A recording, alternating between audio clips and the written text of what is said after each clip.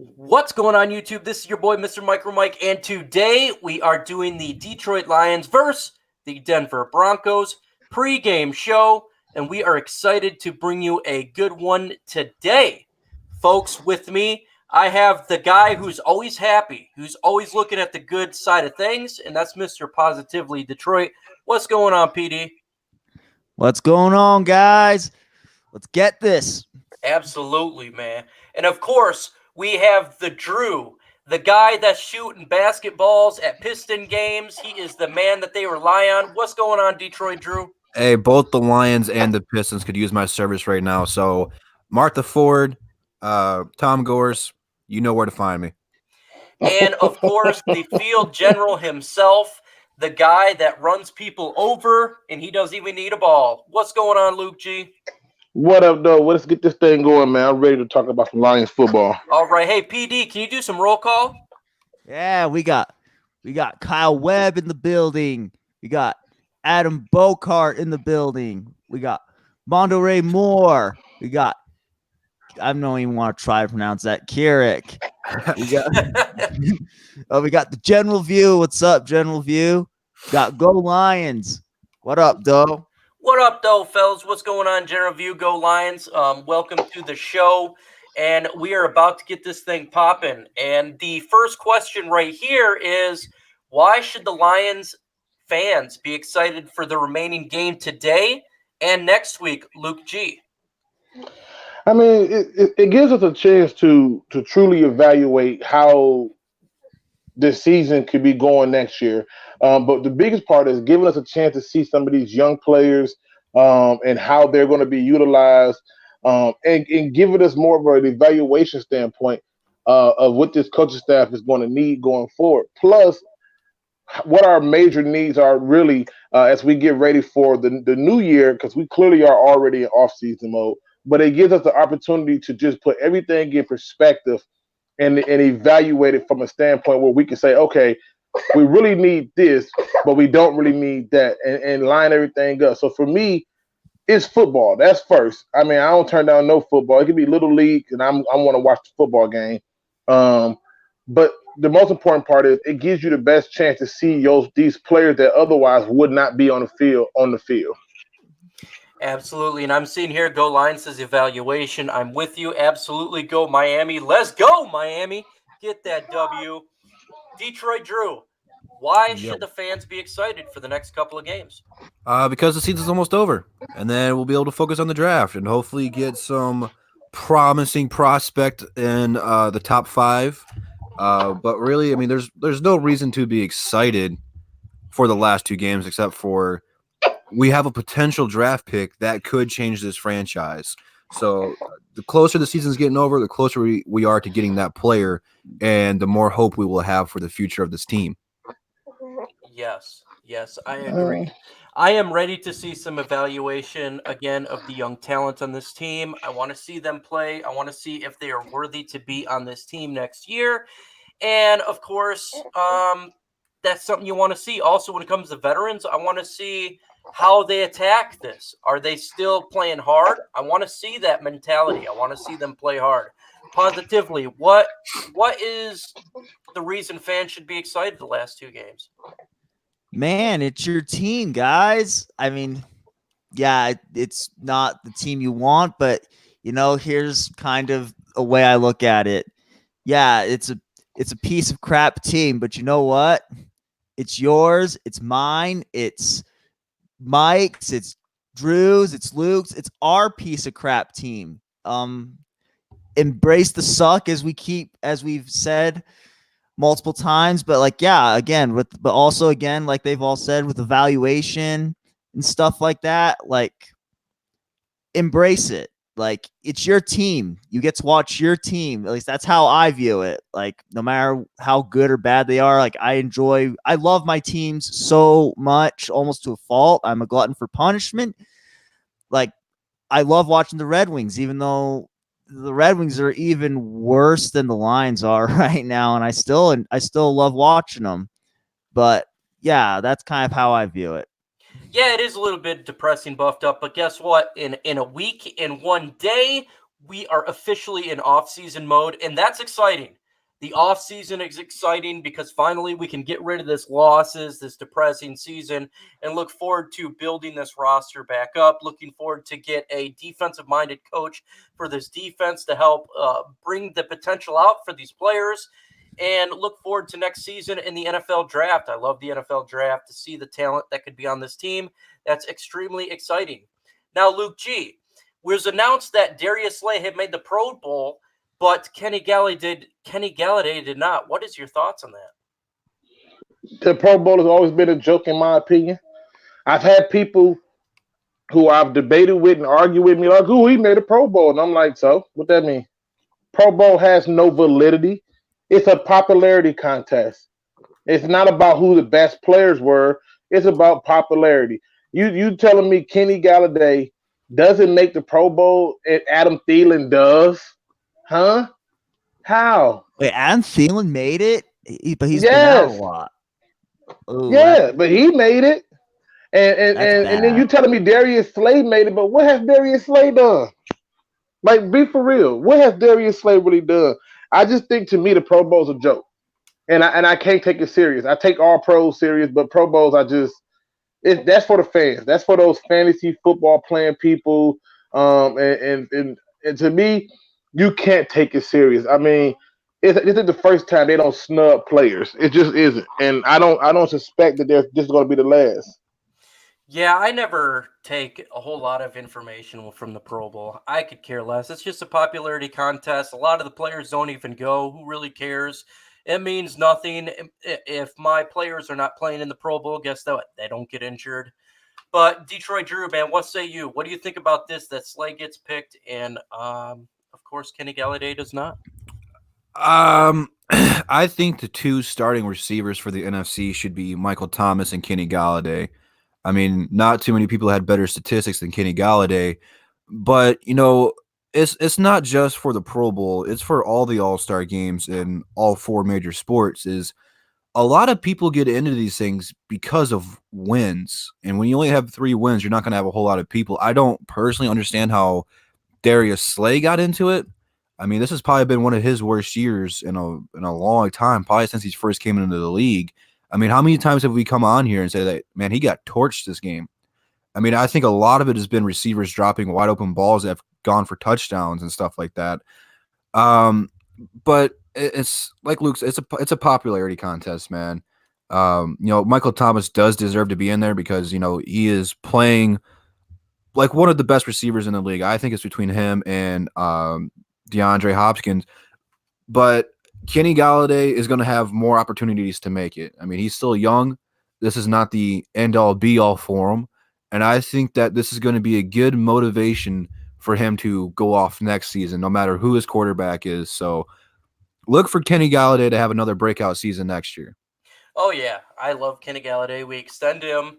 They should do the Pro Bowl like they used to do the quarterback competitions, and that would be sweet. Get rid of the Pro Bowl. Simply go to the competitions where they have quarterbacks thrown through hoops. They have wide receivers and positions doing cool stuff like that in Hawaii. But I'm not a fan of the Pro Bowl. And in all honesty, man, it's not a big deal to me. No, you're right, though. Those competitions are more fun to watch than the actual game because they're not trying to play in the All-Star game. I mean, no. Take it back. Wait, go back.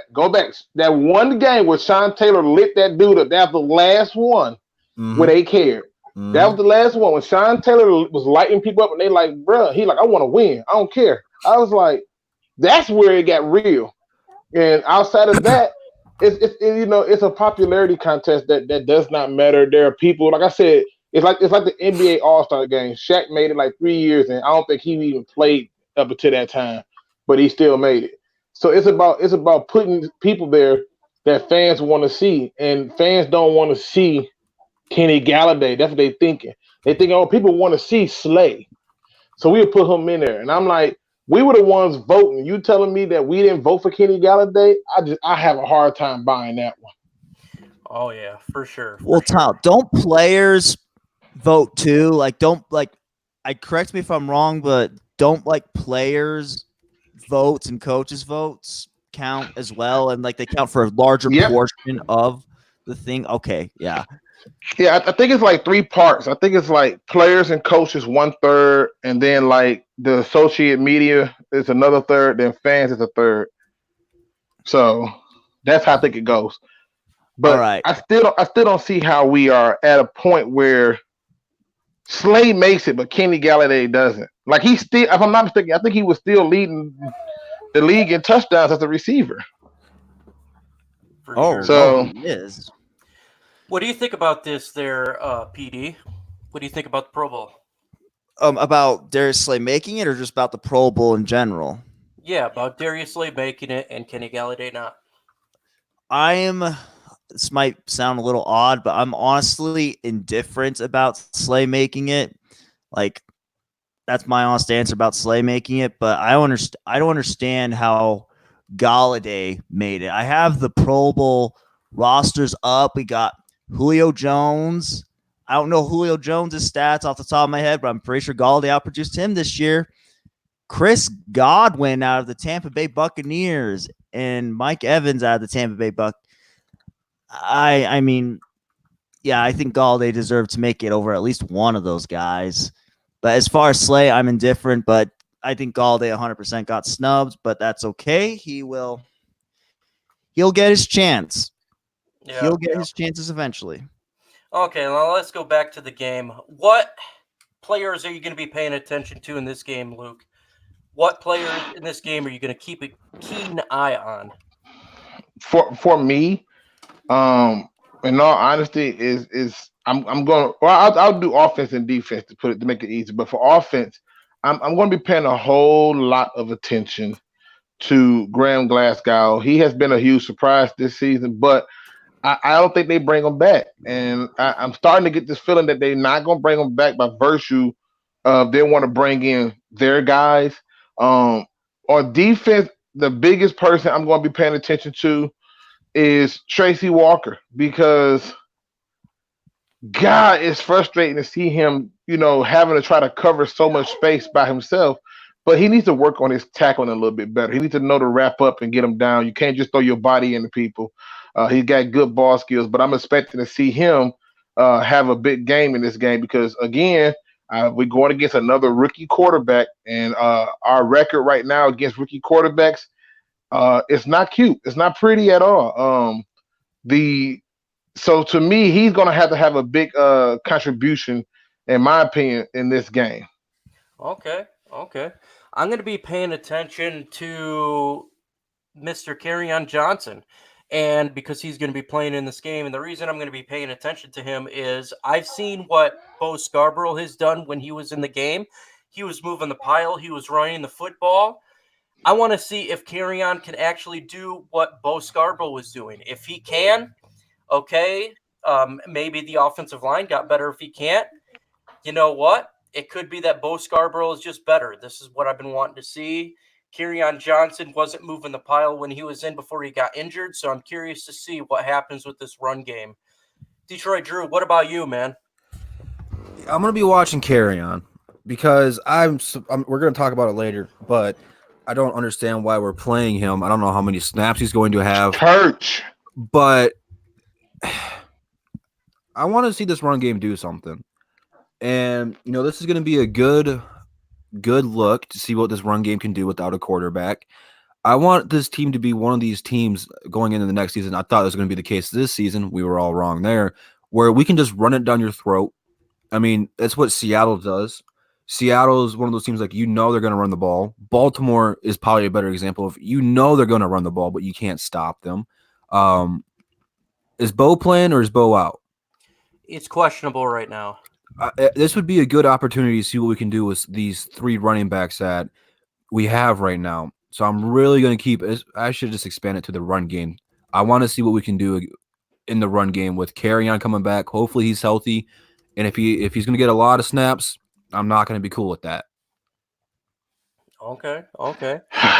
Drew, man, we'll talk about it later, Drew. I'm with you, bro. I don't get it.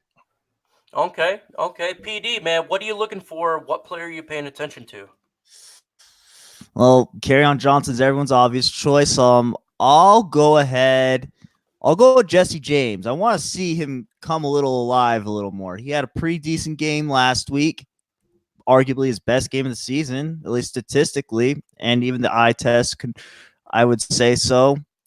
I mean, but I want to see Jesse James continue to get into more of a rhythm because we did sign him, and I want to see him do some things. Like I want him to get an opportunity. I want to see him thrive. Like we need him to thrive. Like whether it's this year, they're not gonna use him though. I don't think they're gonna use him like that. That's what's throwing me off. Like you're not using the. Go ahead, man. I'm in a place when I hear certain things and I'm just like, you're right. We should see more of Jesse James, but now the question becomes, PD, are they gonna use him for us to see him? Hey, they used him last week, but we'll see this week. But I just want to see him get into more of a rhythm. That's what I want to see. I just want to see Jesse James get into a rhythm because he hasn't had a chance to really get into a rhythm as on this team yet. So yeah, that's what I want to see. But yeah, that's honestly, I don't even know who else. I would go with Jesse James just because I can, I guess. I got Luke, take over, man. I gotta get off a minute. All right. Listen, we have a lot of dumb people in this world. And I'm not finna have that. Okay. When y'all see dumb people come into the chat with the BS that I just saw, y'all need to check off into that. Okay. As a group, as a community, I ain't finna let nobody come in here and say nothing crazy to y'all. And I'm damn sure not finna allow nobody to say nothing crazy to us. What I just read was 1000% disrespectful. And whoever that a-hole is, all these people that be in here want to be up in arms about stuff that don't want to be up about the right stuff need to be up in arms about this stuff. Whoever has access to block that idiot. Okay? All right? Because this is the kind of stuff right here that I'm not going to do. I'm at a point now where I'm trying to be cool, but I'm real ticked off right now. Because I guarantee you, had I been in your face or had he been in your face, you wouldn't have said those words. I guarantee you. So, Drew, if you see the message I'm talking about, get it out of here. Will do, sir. Get it out of here. If y'all see this kind of crap and y'all support that, don't support us. Because that crap right there should never fly. To sit there and say that type of stuff, I'm highly ticked off. And I don't care if he a troll or not. I don't care if that's the real dude. If you post shit like that, like get out of here. Like go to someone else's channel. Like if you don't like any of us, don't be here. Like it's cool if you don't agree with what we say, but that was super, super personal, disrespectful.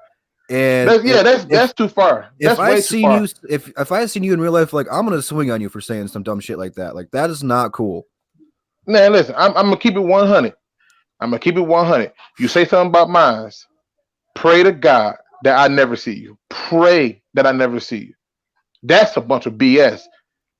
Now, with that being said, the next person that do that, my tone gonna be totally different because that's a bunch of bull. The two things you never ever come at is a man's family and a man's family. That's it. Ain't no mistakes about it. You don't say no stuff like that. And when stuff like that go down, it just messes it all up.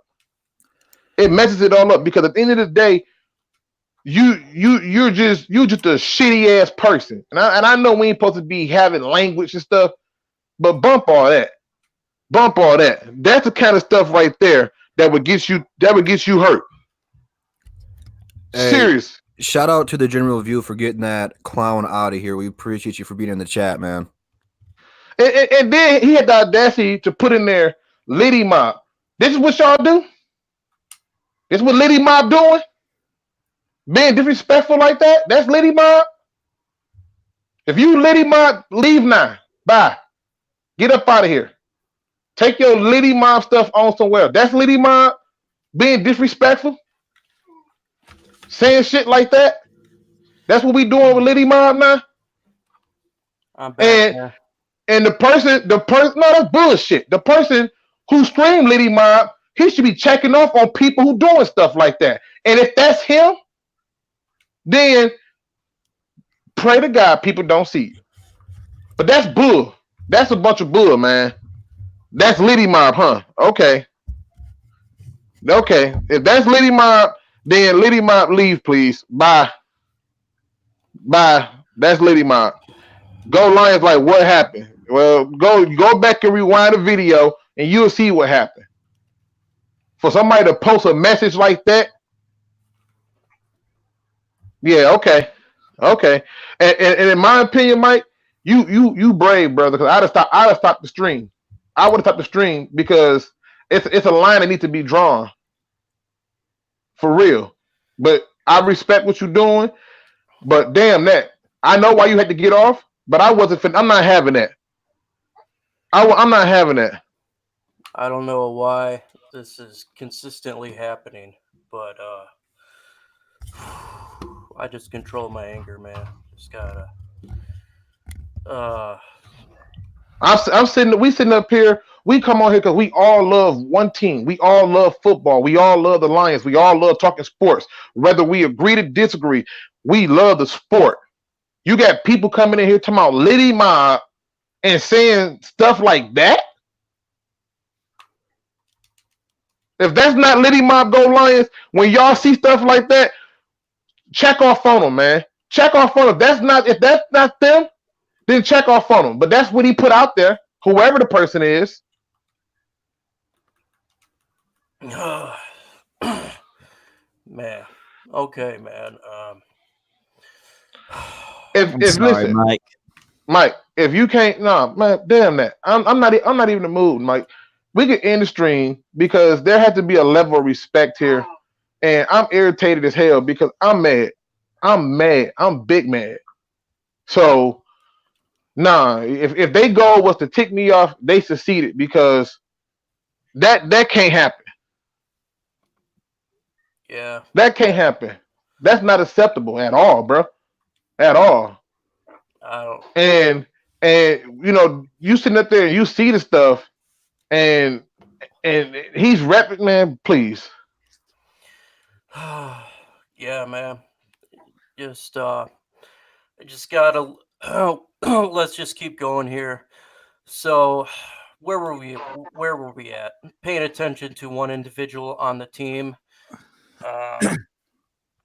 Let me go to defense because I talked about offense. Amani Awarie.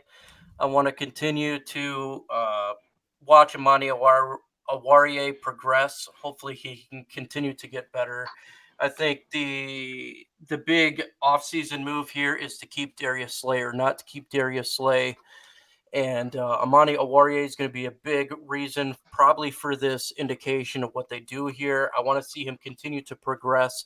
Obviously, he's going to have issues as being a rookie. He's going to go up and down, but I want to see more ups than down. Hopefully today he can progress a little bit more. What's the UPD?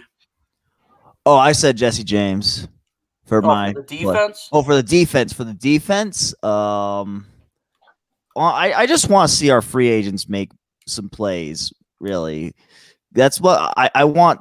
This free agency class to not bite us the butt. That's what I want to see our free agents that we sign make plays. I want to see Coleman make plays. I want to see Flowers get a career high in sacks, which he just might do. He's got 7 this year, I believe. He can get that career high. I mean, I want to see our free agents do stuff. That's always, yeah. Hey, Mike, did you see this comment from Antoine Harrison, who says the only reason he believes management is allowing Kerryon to play is to showcase him as a trade chip? You think they're trying to trade Kerryon? I have not seen the comment. I was a little off a little bit here. No, you good. We're good. We gonna keep on pushing, but you good. But I don't think they're trying to trade Kerryon Johnson. I don't think that they're trying to move Kerryon, to be honest with you. Because you're not going to get much showcase out of him now and next week. So um um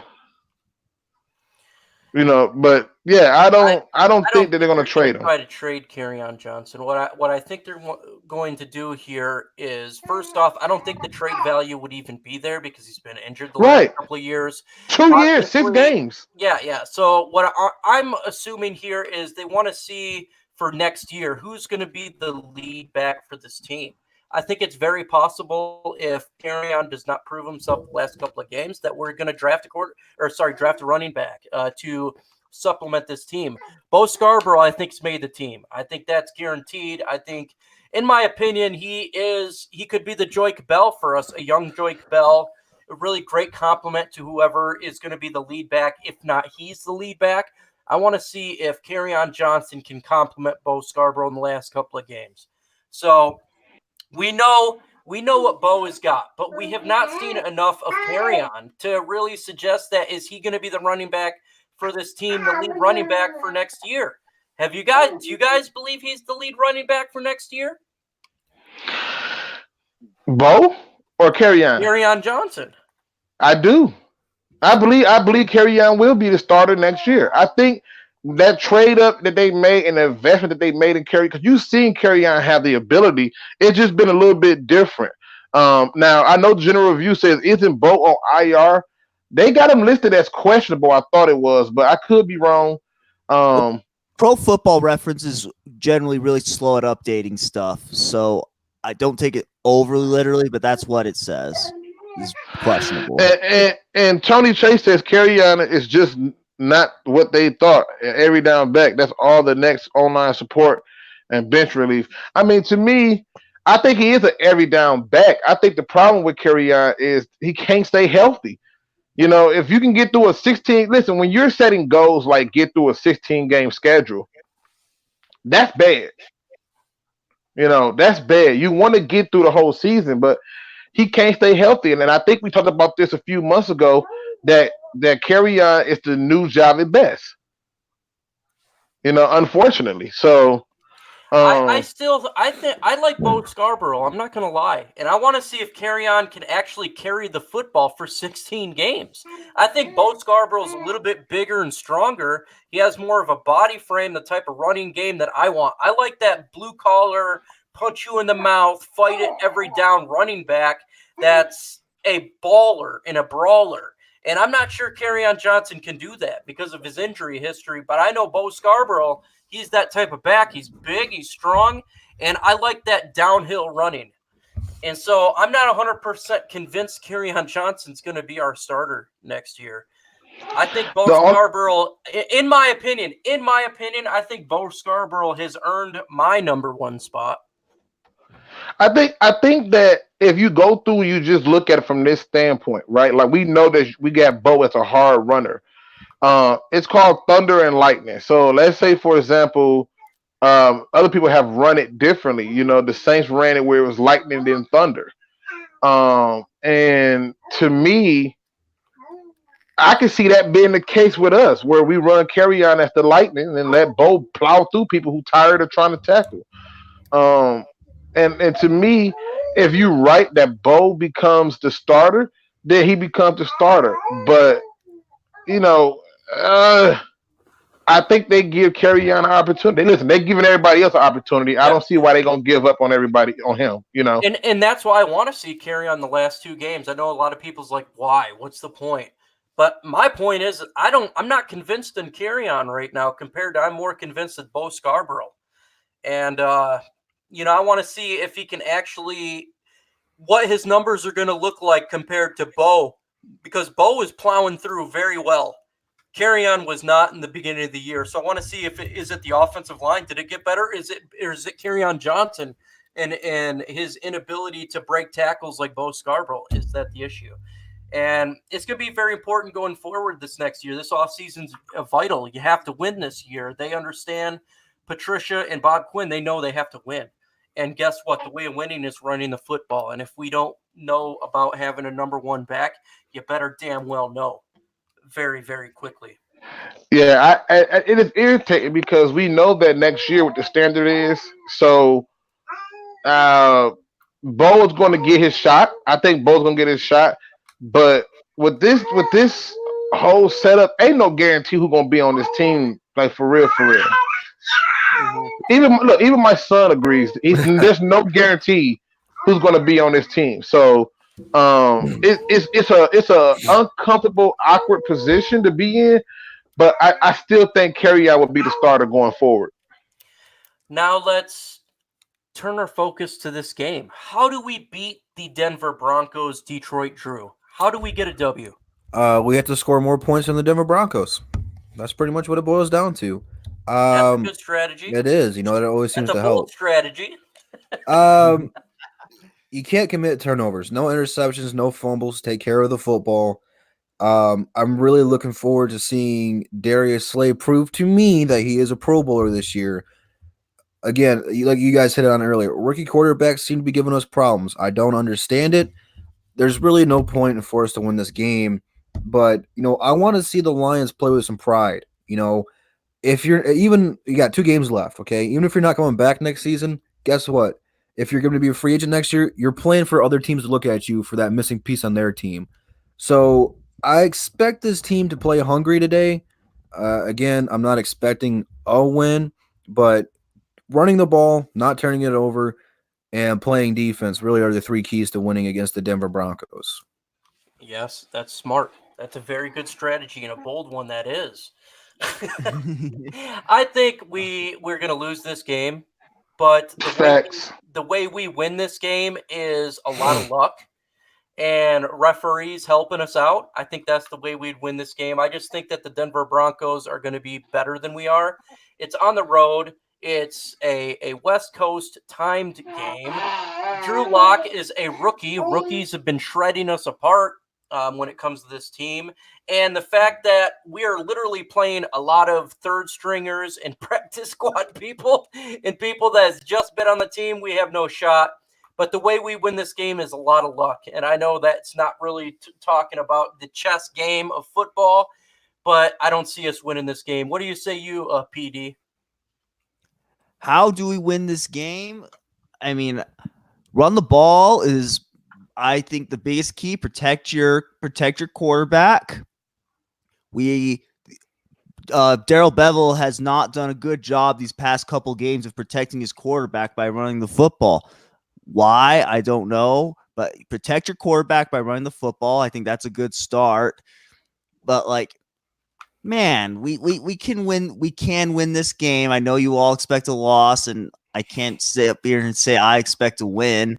But it's this isn't an impossible win. If there was a chance for us to get a dub for the rest of the season, this is our best chance. But that's what I say: run the ball, protect your quarterback, give your quarterback, put receivers in the right position against the right defenses for your quarterback to succeed, especially when you got David Blow, who's a work in progress. But yeah, that's my plan. Run the football, protect your quarterback. Luke G, how do we get the dub?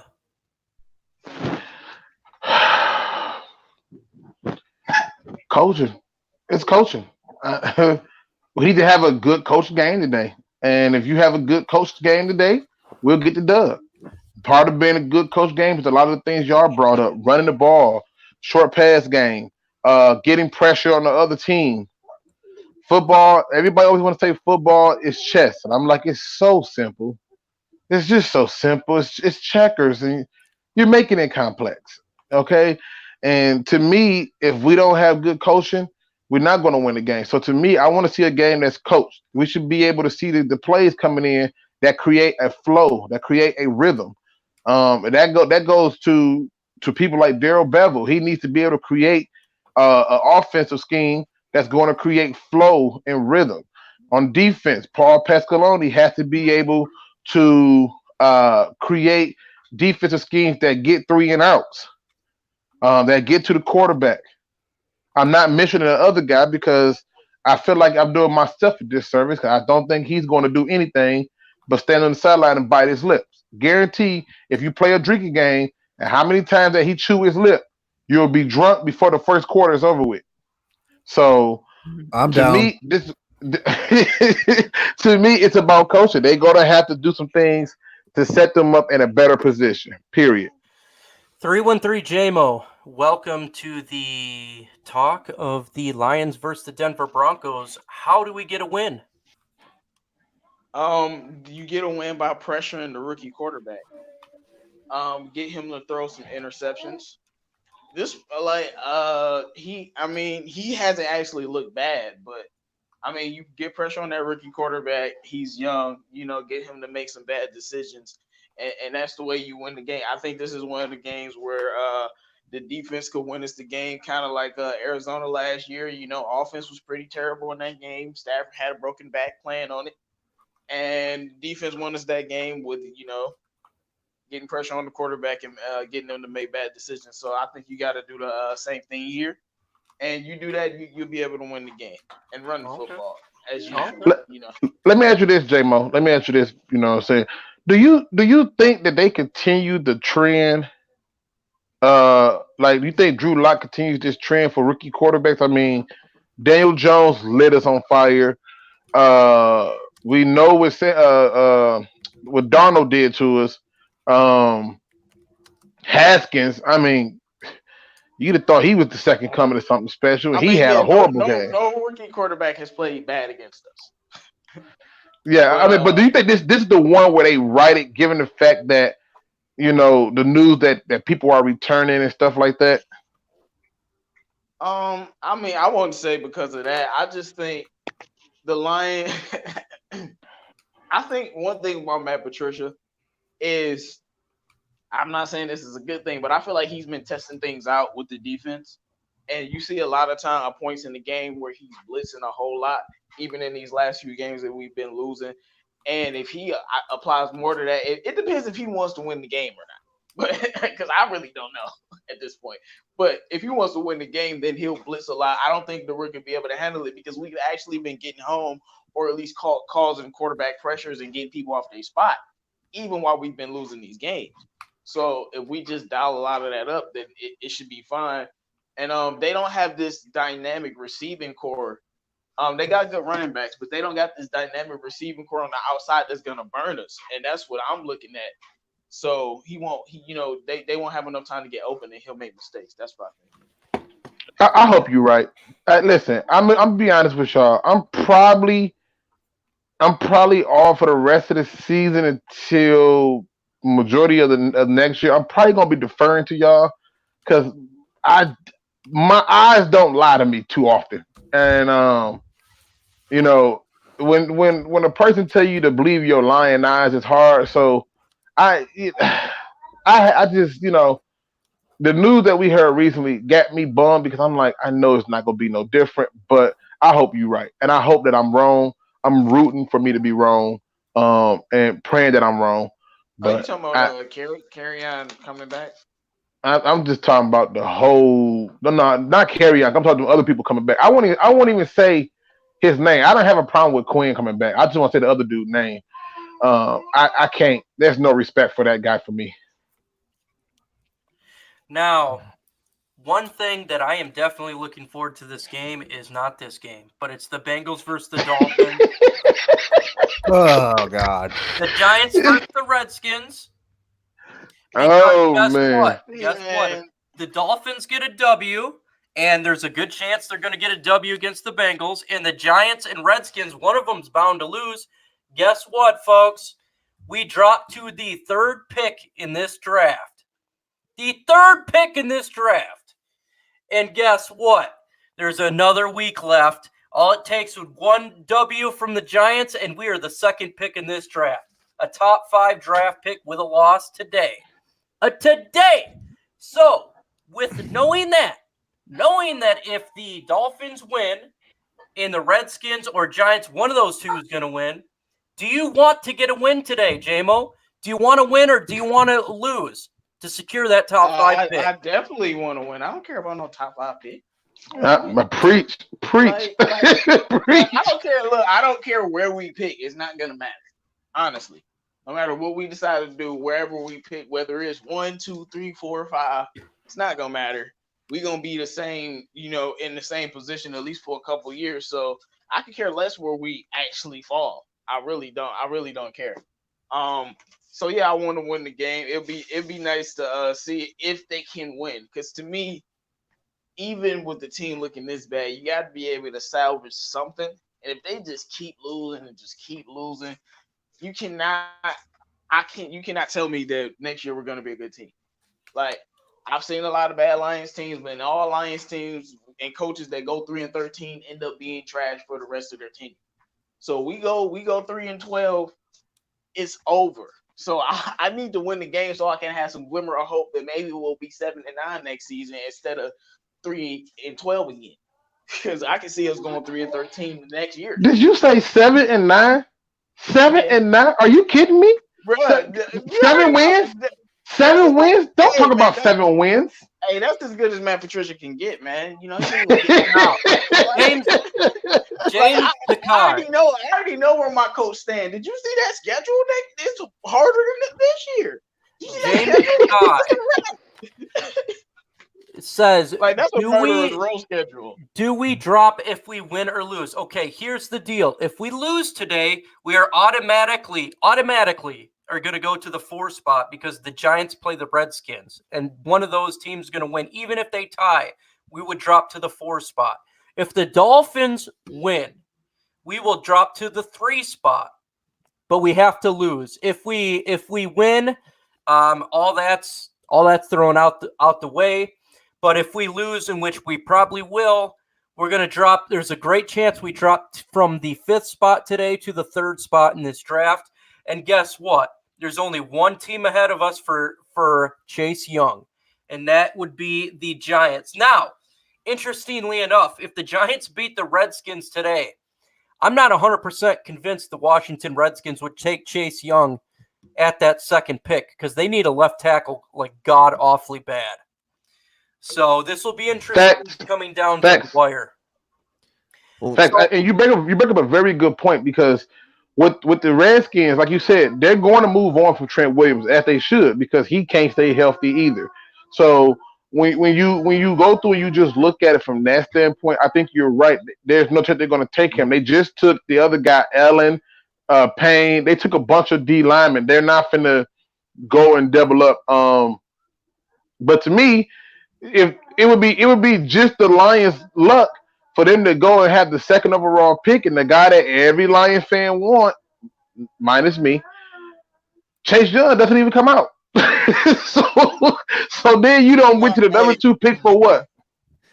Hey, Luke, I thought you was gonna say, and then we get him like we done got the Mike Williams, and he turned out to be a huge bust. That's what I thought you was gonna say. Nah, listen, I'm not listen to me. I remember when all the hype was about ghosting. Remember Vernon Ghosting when he came out? It was all the hype about him. Jarvis Jones, all the hype about him. He can't miss. Remember all the hype about Mario Williams? I mean, it's all this hype about these people, and they had spurts in the NFL. They had moments, but then it never materialized. Nothing past that. To me, it has to be something that's got a hybrid, like how the general review got up here, Jeffrey Okudo, whatever his name is. He can play safety and corner, but it has to be somebody to do something. Now, my thing is, if you're picking number 2 overall, you can't take the corner unless the corner is shutting down half the field. And I don't see a cornerback in the draft doing that. Here's the deal. Burrows is going to go number 1 to the Bengals. That's guaranteed, okay? The number 2 pick, if the Giants are there, they're going to take Chase Williams. If the Washington Redskins are the number 2 pick, I think they're going to take the left tackle. I'm very much convinced they're going to take the left tackle. So if you're a Chase guy, you're going to be rooting for the Giants to defeat the Washington Redskins and the Miami Dolphins to defeat the Bengals. That's what you're going to be rooting for. And if you're like me, that's what I'm rooting for.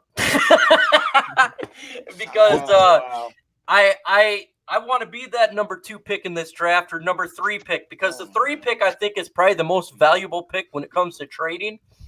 Because if the Giants pick 2, they're taking Chase. Burrow's going number 1, and guess what? There's a lot of quarterback-needy teams that's going to jump up there and take Tua or Herbert.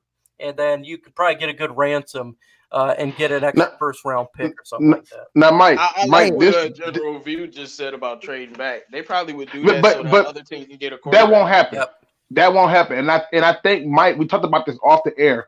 Yeah. Mike hit on something that I think is absolutely perfect and brilliant to me. It sounds crazy, but it makes sense. And I was like, yeah, you're right, Mike. Mike, break down how you explain being number 2 versus being 3, 4, or whatever like that. Because I think then it would make more sense toward why that number 2 trade back probably don't make sense. You got to think the number 1 pick right now is going to be Joe Burrow going to the Bengals. The number 2 pick, there's a great, I'd say a 99% chance it's going to be Chase Young. The number 3 pick is the most interesting pick in this draft because there's teams that's going to want quarterbacks. You got Tua and you got Herbert. You got teams that's willing to get their franchise quarterback.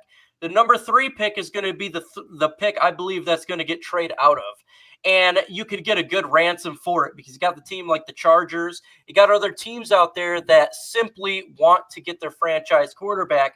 And what my suggestion would be is to trade out of that pick, get an Isaiah Simmons or something like that, a linebacker, and pick next year's first-round pick. You get a first-round pick this year when you trade back, and then you get the team's first-round pick next year for them coming up to the 3rd spot. And to me, that would be ideal because if you do bad this season, if we do bad or say we're a 5-win team or an 8-win team, and it is time for them to pick a new quarterback for the Lions, you have 2 first-round picks able to ammunition to go up in the draft. Yeah, and I think that makes the most sense, to be honest with you, because that is where, to me, if they're at number 2, they're taking the pick. There's no way they're going to trade that pick because they feel confident that they're going to take a player that, 1, the fans won't be upset and kill them over, and 2, that they think can help this team, whether that be Chase Young or not. So to me, that 3rd pick makes more sense in my opinion. Now, I know Mike and a lot of us have been on the Derek Brown train, the Isaiah Simmons train, but to me, I'm sticking with I put it this way. I've been heavy in my investigation, paying attention to what people were saying, even though they some bunch of liars. I have been paying attention to what they say and what they repeated over and over and how they talk and what the trend has been and what they've been trying to trade for. And I'm telling you, we're going to take a defensive back or a linebacker with that 1st pick. That's what I keep coming up with every single time. I've tried to do something different and look to see if there's anybody outside of that. And the only time I ever got a different outcome is when we hit the number 2 pick, that it was going to be a defensive lineman. But it's going to be a defensive back in the form of a safety. I think they're going to make a run for Jamal Adams in the offseason. And if they get that, that'll solve a lot of the problems for the safety. They want another safety out there that can change the direction for the defense. If we pick 2 and Burrows is available, we should take him. He's not going to be available with that 2nd pick, though. He's going to go. You never know. Bengals. If he's there, You gotta take him. You got to take him, except for the team's not going to take him because they know they have to take a player that's going to immediately start because they got told it's playoffs or bust, basically. This is the reason. At the I'm same saying time, this is what they're going. It's not what I want them to do, but this is what this regime is going to do. They're going to take a player that's going to immediately start for them, and they're not going to take a quarterback.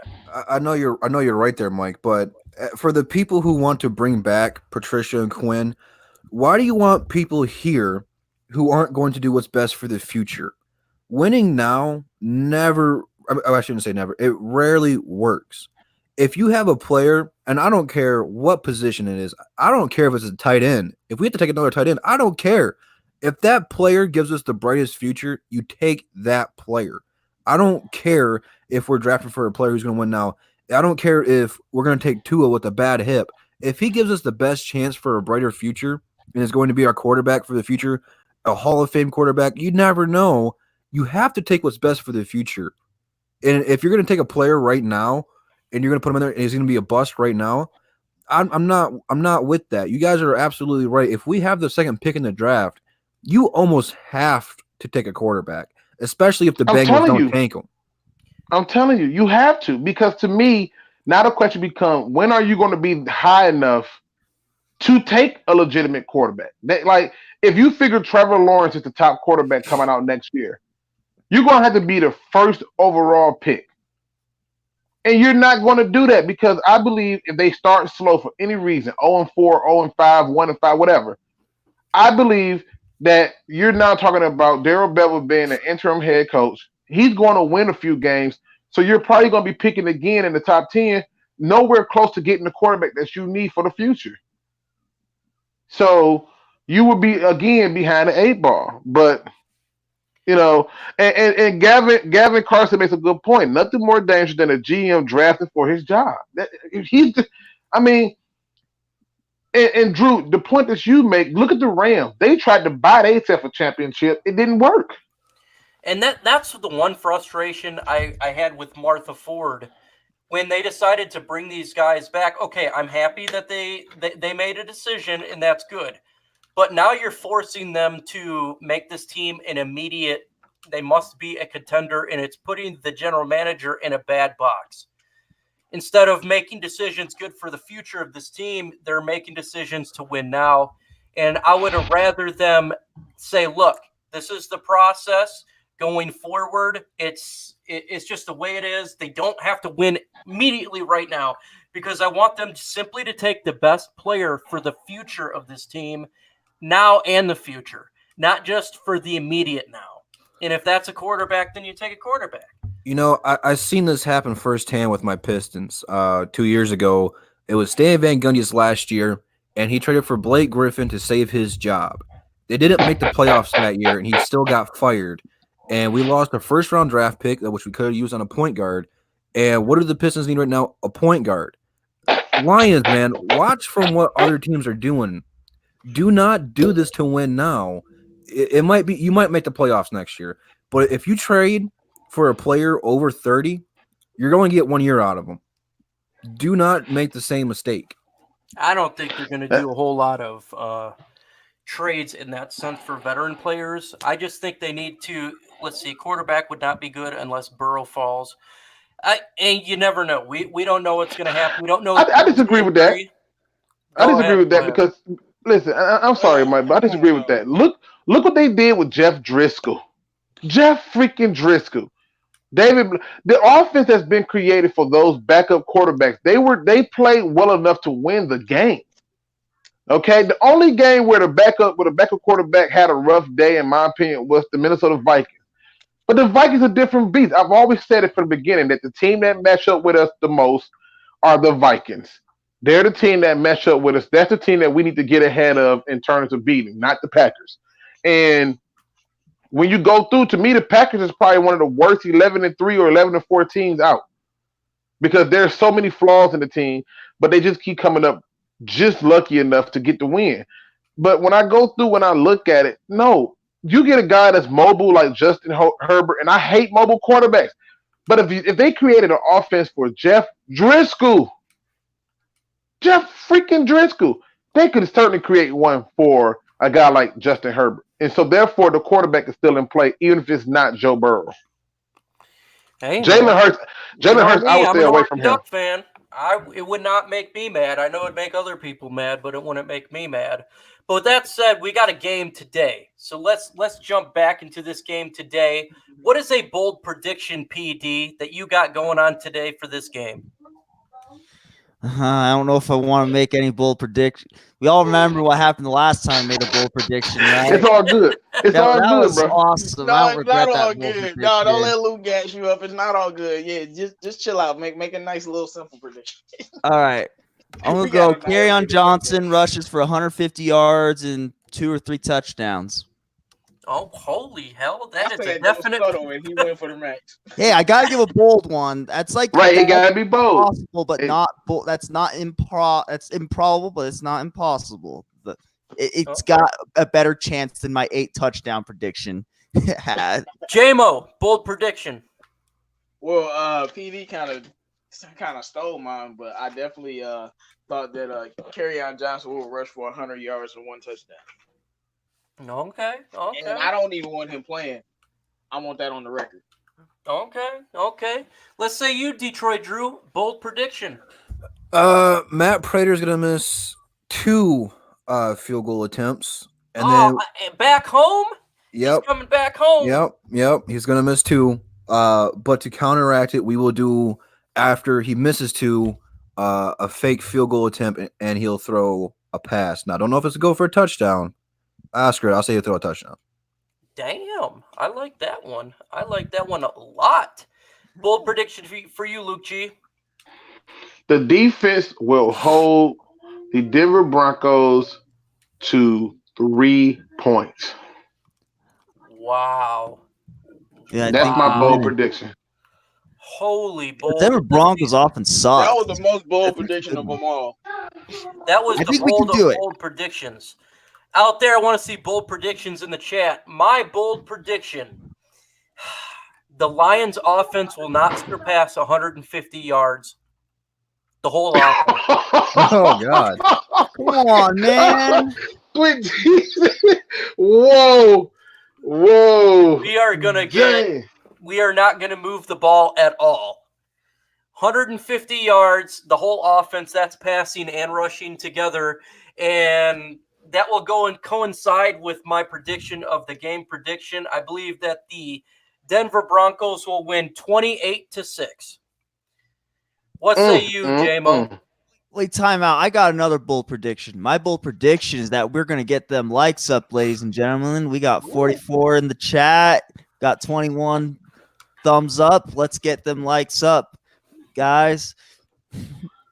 That's a pretty bold prediction. Yeah, man. That is a bold prediction. J-Mo, man, who wins? What's the score?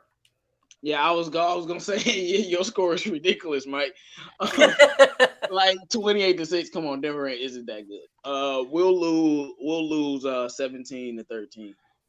Okay. Detroit Drew, prediction. I'm going 21-17 Denver Broncos. Okay. PD. I'm just going to give a score. I'm not picking a winner. I think it's going to be like 16-10 is what I predict the score will be. I'm not picking no winners, but that's what I predict the score will be. Okay. Luke G.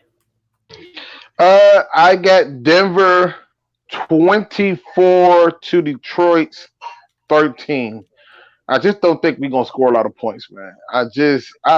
God, it's a rookie quarterback. If it was a veteran, I'd be like, yeah, we got a chance. But we against rookie quarterbacks, it just don't look good. Abdul Terrell, welcome to the chat. He says he's late, but that's okay. I see a bold prediction here is there's going to be a touchdown for Kerryon Johnson. We got bold prediction 24-21 from Will Burden, Denver. The general view, he is going for a good game for us, 35-17 Lions. That would be nice. Let's go, general view. Let's go. Bruce Betterly is on the mic bandwagon here with 24-7. Tracy and Tavai gets 5 picks altogether. Tavai gets 4 sacks. That's one hell of a bold prediction right there. Man, right? That's Madden blitz right there. Like, what the hell? I'm pretty sure you're supposed to pass it in the rotation. I don't think you're supposed to hold on to it, man. Right? Yeah, he held on to it a little too long. It probably puff pass. He just he just puffed. Go Lions got 31-10, a Lions destructive victory. I think that would be very nice. I think the last time we played in Denver was that against Tim Tebow where we just demolished the shit out of the team. We played against Peyton Manning 4 years ago and lost 24-12. And then 2011, I was at that game. We demolished Tim Tebow. It was 45-10 was the score when we played Tim Tebow in Denver. Defense gives a pick 6 and we lose in overtime. That would be a hard. Oh my God! Suck balls right there, man. 6-12 Denver. Tracy Walker gets a pick 6. I could see that, man. Tracy Walker is a stud. I got a bold prediction. Darius Slay's gonna get hurt 3 times. That's not 3 times. He gets hurt 3 times every game. Okay, how many? We'll do prediction of Darius Slay. How many times does he get hurt in the game? I say over and under on 6. I'll say 5. Man, that dude, he stay hurt though. You know what though? Realistically though, we probably could do the same bold prediction and say that Kerryon Johnson won't finish the game. That could be another one. Oh, You know, man. so which brings us to the next point, Mike. We got to talk about why is Kerryon playing? Like, Okay. We do have Why- to talk about this.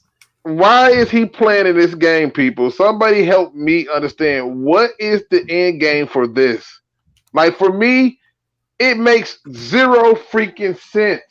It just doesn't. Let the man sit and heal. I mean, you gave Matthew Stafford more time to heal before you put him on IR. Let this man heal. God, you already brought the other dude in heals. You still got JD McKissick.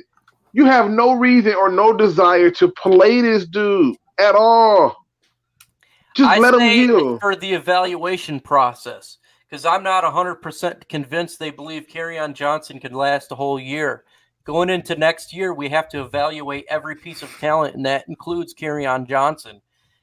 I feel like they really need to evaluate him in the last 2 games. Can he replicate what Bo Scarborough did?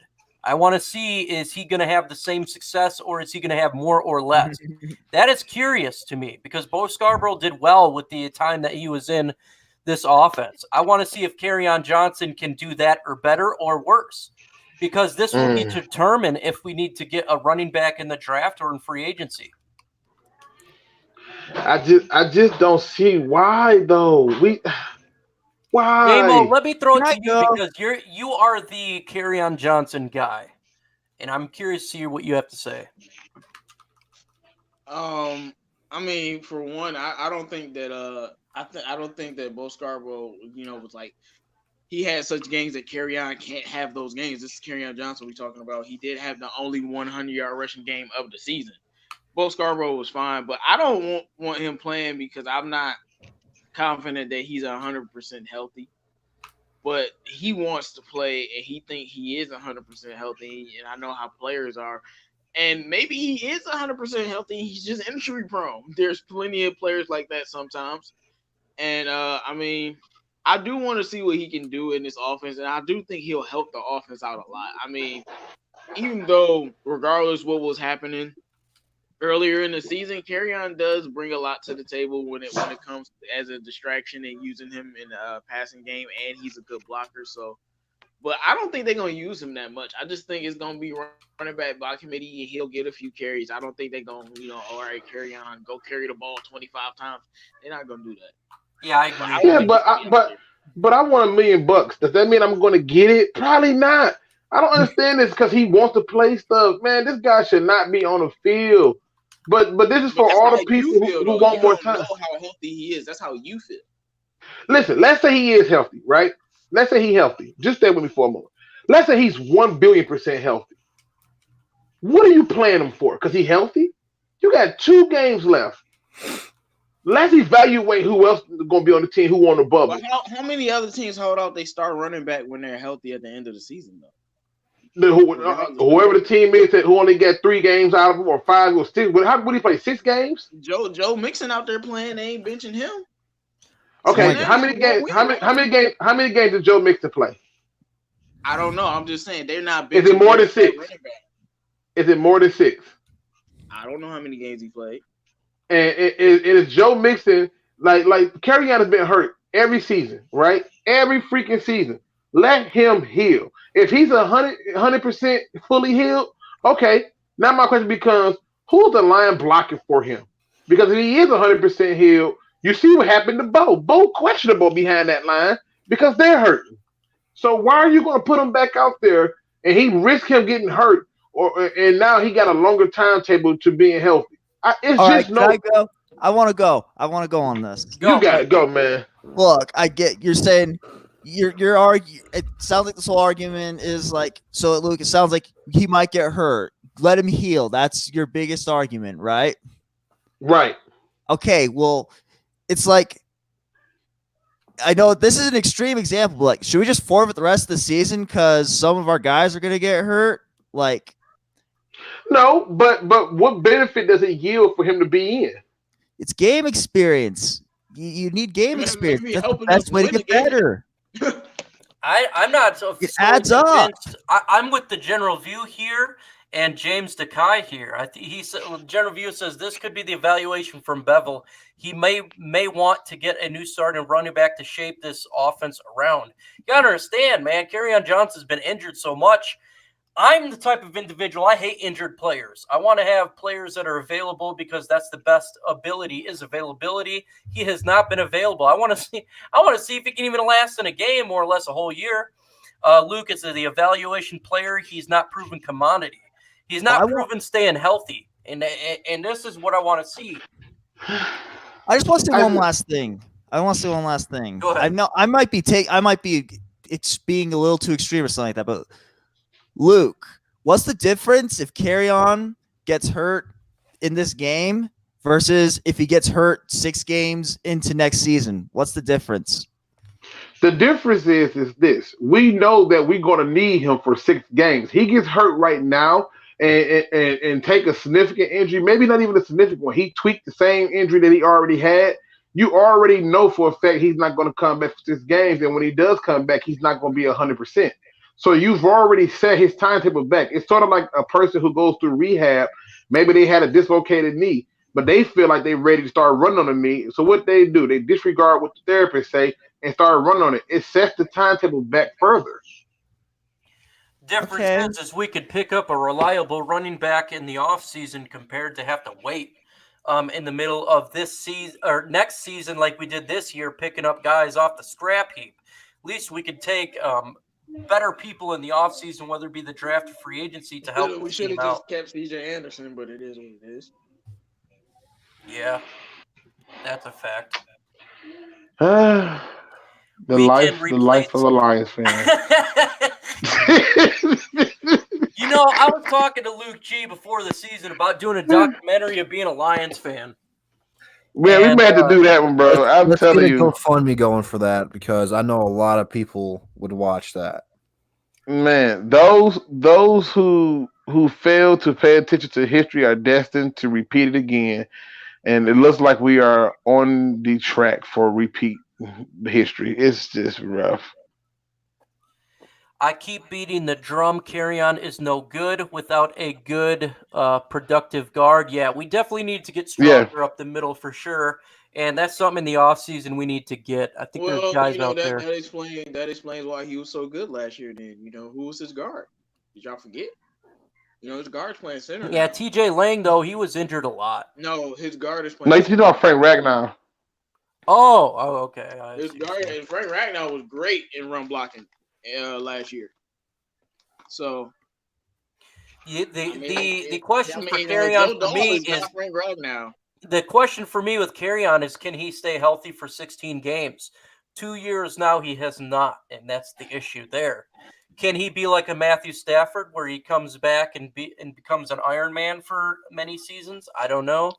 But right now he's not proven, and I know the team wants to win now, so they got to get to see if he can actually hold up. Hey, Mike, you see this message on the screen that there's already a documentary about being a Lions fan? Please tell me the name of that. Really? I need to see it. What is the name of that, JGB? I need to know what that is. I'm pretty sure it's called In the Mind of a Serial Killer or something like that. Right. That's what it is. Right. When they interview, the first thing he gonna say is, you know, I remember when Joey Harrington was drafted, and then that's how it's gonna start. And listen, J-Bo, somebody put that message in there when I was like, what about Justin Herbert? They was like, man, no more Oregon quarterbacks. I said, man, listen, Joey Harrington was ruined. But I'm only confident in 2 quarterbacks, and one of them I got an injured hip, so that's the way I feel. Wait, what is the guy saying? He said you make it like he's gonna be on the team next year. He is. What are you talking He is going to be on the team next year. They like Kerryon Johnson. He's definitely going to be on the team. I think the problem is he just can't stay healthy. His role is going to be on diminished. The active roster or the IR? That's the question. Right. That's the question. But I think he'll certainly be on this team, though. Yeah. Folks, the post-game show is going to get rid of Kerryon Johnson. They'll be bigger idiots than I thought they were. At this early, it's just a little bit too early. The post-game show will be on Luke G's field review immediately Yes, sir. following the game, and it should be a great show for sure. So make sure to jump on after the game to go into Luke G's field review, where we talk about what the hell just took place.